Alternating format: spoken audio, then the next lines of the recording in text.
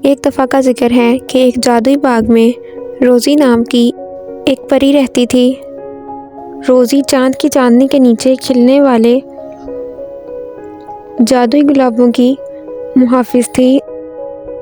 हर रात वो पंखुड़ियों पर एक चुटकी भर स्टारडस्ट छिड़कती थी ताकि इन्हें नरम महसूरकुन रोशनी से चमका सके। एक दिन शरारती गोम्स ने छड़ी छुपाकर रोज़ी पर मजाक खेलने का फ़ैसला किया। अपनी छड़ी के बगैर रोज़ी गुलाबों पर स्टारडस्ट नहीं छिड़का सकती थी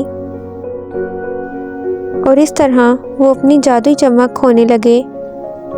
परेशान रोज़ी अपनी गुमशुदा छड़ी को तलाश करने के लिए जादू भरे जंगल के सफ़र पर निकली। जैसे ही वो जंगल की गहराई में दाखिल हुई, रोज़ी का सामना जंगल की मददगार जानदारों जैसे खूबसूरत तितलियों, गिलहरियों, चिड़ियों से हुआ।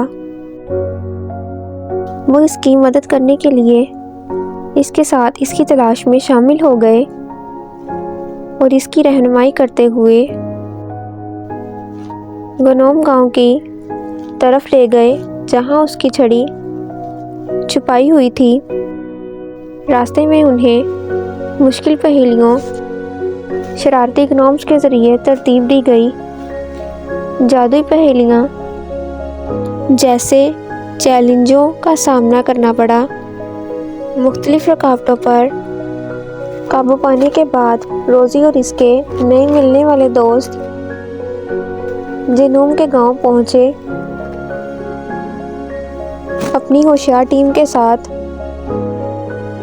उन्होंने ग्नोम्स को पीछे छोड़ दिया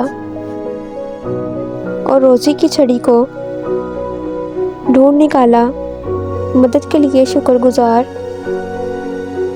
रोज़ी ने जेनोम्स को मेहरबानी और तावन की अहमियत के बारे में सबक सिखाने का फ़ैसला किया।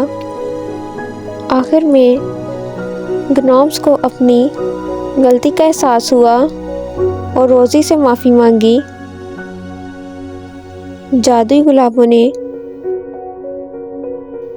अपनी जादुई चमक दोबारा हासिल की, पहले से ज़्यादा रोशन और खूबसूरत।